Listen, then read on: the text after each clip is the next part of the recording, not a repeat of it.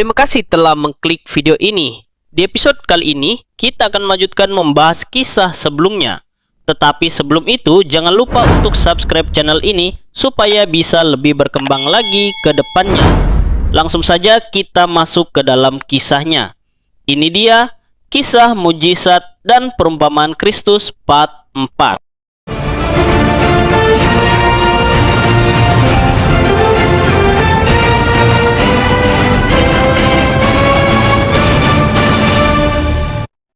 Para pemimpin Yahudi menolakku dan bersepakat membunuh aku. Mereka tidak mengerti bahwa aku datang membawa keselamatan untuk mereka. Sesungguhnya aku berkata kepadamu, sesudah aku pergi, bait suci ini yang begitu mereka sukai akan diruntuhkan sampai tak satu batu pun di atas batu yang lain. Saatnya akan tiba, setan akan menjebloskan beberapa dari kamu ke dalam penjara karena kamu mengasihi aku. Kemudian kamu akan mengalami kesukaran, bahkan dibunuh, dan kamu akan dibenci oleh semua bangsa karena namaku. Yang lain akan diusir dari rumahnya dan tidak diizinkan bekerja. Janganlah engkau terkejut ketika melihat hal-hal ini terjadi. Pasti akan terjadi banyak perang, gempa bumi, kelaparan, wabah, penyakit, dan semua macam malapetaka. Janganlah ketakutan karena semuanya ini harus terjadi. Tetapi hal itu belumlah kesudahannya. Dan semua ini hanya permulaan penderitaan. Dan Yerusalem akan diduduki oleh bangsa-bangsa lain sampai genap waktunya. Jangan sampai kamu disesatkan, karena banyak orang akan datang atas namaku sambil berkata, akulah dia, dan saatnya sudah dekat. Janganlah mengikuti mereka. Sebab aku akan kembali seperti kilat memancar dari timur dan bersinar sampai ke barat, seperti itulah kedatangan. Semua orang di bumi akan melihat dan meratap ketika aku datang di atas awan dengan kuasa dan kemuliaan yang besar, dan aku akan mendirikan kerajaanku di bumi. Tetapi sebelum hal ini akan ada penderitaan besar yang belum pernah terjadi sejak awal dunia dan tidak akan pernah terjadi lagi. Guru, aku disuruh Marta mengundang guru dan murid-murid guru datang ke rumah dia. Yerusalem tidak aman untuk guru sekarang. Ada orang-orang yang tidak senang karena guru membangkitkan Lazarus dari kematian. Marta mohon guru datang dan tinggal bersama mereka. Kami akan datang. Aku ingin bertemu dengan mereka lagi sebelum penderitaanku tiba. Itu Yesus dan murid-muridnya. Guru, selamat datang, silakan masuk. Lazarus, temanku, senang bertemu lagi. Terima kasih atas undanganmu. Kita akan makan bersama. Dan teman-teman juga diundang. Guru adalah kebangkitan dan kehidupan. Guru, aku mendengar dari orang yang bisa dipercaya bahwa para imam besar telah memutuskan untuk menangkap dan membunuh guru. Aku telah datang ke dunia ini untuk memberikan nyawaku demi manusia. Aku akan ditangkap oleh umatku dan mereka akan menyerahkan aku kepada bangsa lain untuk mengolok-olok, mencambuki, dan menyalib. Tetapi pada hari ketiga aku akan hidup lagi. Guru adalah kebangkitan dan kehidupan, dan setiap orang yang hidup serta percaya kepada guru sekali-kali tidak akan mati selamanya. Maria, apa yang akan kamu lakukan dengan minyak wangi yang sangat mahal itu? Tuhanku, guru adalah kebangkitan dan kehidupan. Walaupun guru akan mati, guru akan hidup lagi. Maria, minyak wangi itu senilai upah 1 tahun. Untuk apa kau boroskan? Dia sedang mengurapi guru kita. Sebetulnya minyak wangi ini bisa dijual mahal dan disedekahkan kepada orang-orang miskin. Maria menyeka kedua kaki Yesus dengan rambutnya. Biarkan saja. Dia melakukan hal ini untuk mengingat penguburanku. Apa maksud dia dengan penguburan? Dia berkata bahwa dia akan mati disalib. Tapi pasti bukan itu maksudnya. Aku telah memberitahu kamu bahwa gembala yang baik menyerahkan nyawanya demi domba-dombanya. Aku akan ditolak, disalib, dan dikubur. tetapi pada hari ketiga aku akan hidup lagi. Maria sedang menyiapkan tubuhku untuk penguburan. Waktunya telah tiba untuk aku dimuliakan. Kita harus pergi ke Yerusalem, di sana hal-hal itu akan terjadi. Guru. Semua orang Yerusalem sedang menunggu kedatangan guru. Pergi dan bawalah keledai untuk kutunggangi. Kita akan pergi ke Yerusalem untuk kali yang terakhir. Guru, ada ribuan orang yang menunggu guru masuk ke Yerusalem. Mereka akan menobatkan guru menjadi raja. Aku akan ditolak dan disalib, tapi pada hari ketiga aku akan bangkit dari kematian. Diberkatilah dia yang datang dalam nama Tuhan. Salam hai Raja orang Yahudi. Terpujilah anak Daud. Beri jalan untuk Raja Israel. Pujilah Tuhan, pembebas yang dijanjikan. Anak Daud, bebaskanlah kami. Orang-orang memanggilnya Raja, orang Yahudi. Mereka pikir dia adalah Mesias yang dijanjikan.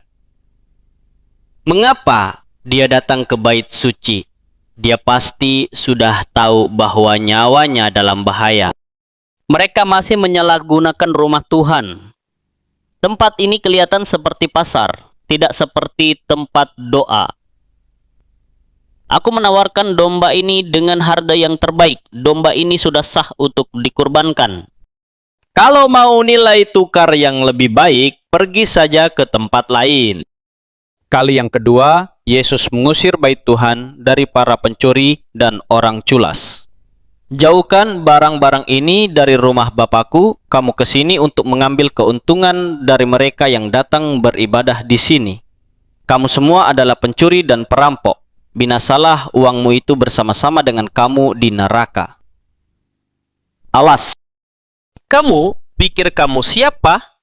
Dengan kuasa mana kau melakukan hal ini?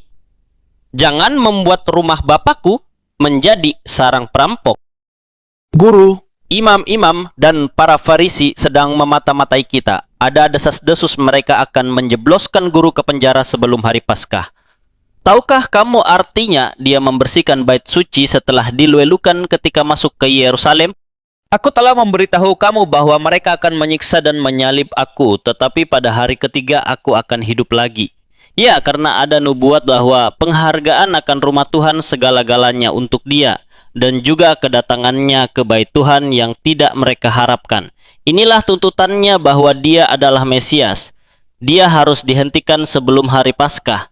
Salah satu muridnya adalah mata-mata kita. Guru, apa tanda kembalinya guru ke dunia? Dan apa tanda akhir dunia? Aku memperingatkan kamu, setelah aku pergi mereka akan menjebloskan kamu ke penjara, memukuli kamu, dan beberapa dari kamu akan mereka bunuh. Kamu akan bersaksi kepada mereka tentang kasihku dan kekuasaanku. Ketika mereka membawa kamu ke pengadilan, aku akan meletakkan kata-kata di mulutmu.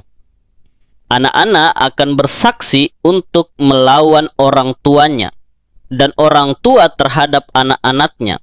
Kamu akan dibenci karena kamu mengasihi aku.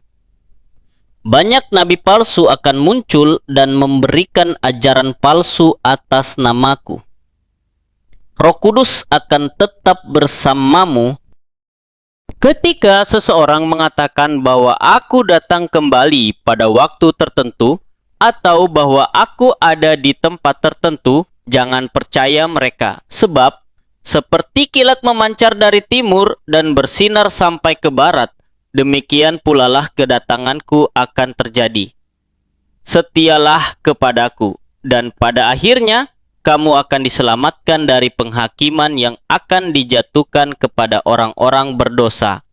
Berjaga-jagalah, karena kamu tidak akan mengetahui hari, bahkan waktu ketika aku datang kembali.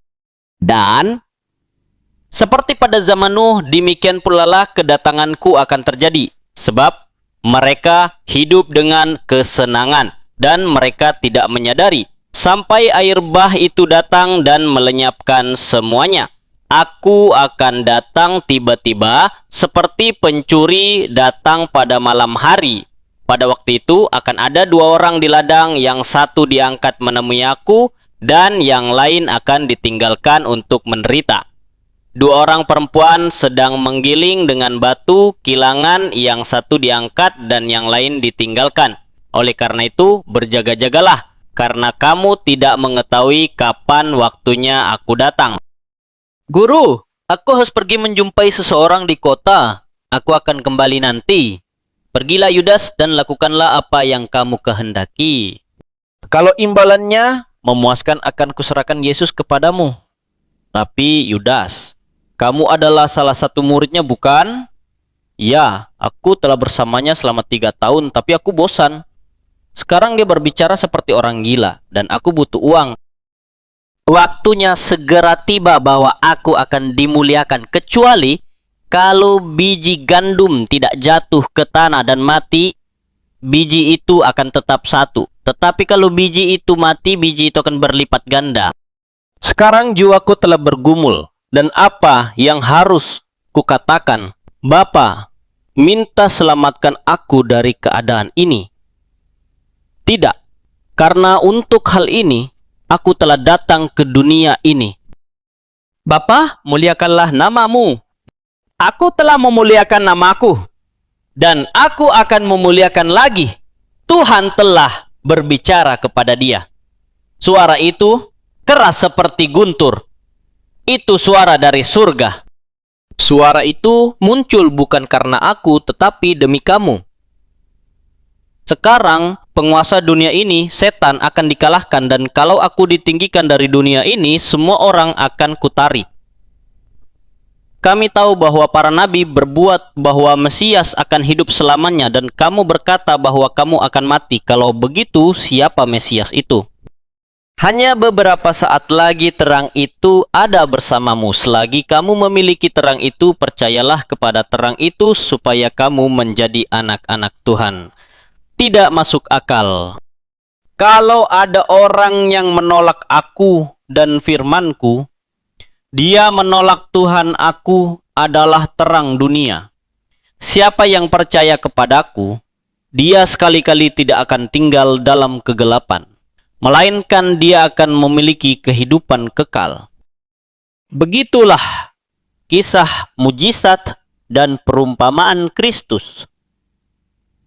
Jika kalian suka dengan konten-konten seperti ini, jangan lupa untuk subscribe channel ini supaya bisa lebih berkembang lagi ke depannya, dan nyalakan loncengnya agar kalian tidak ketinggalan video terbaru dari kami. Terima kasih telah menonton sampai habis. Sampai jumpa di episode selanjutnya.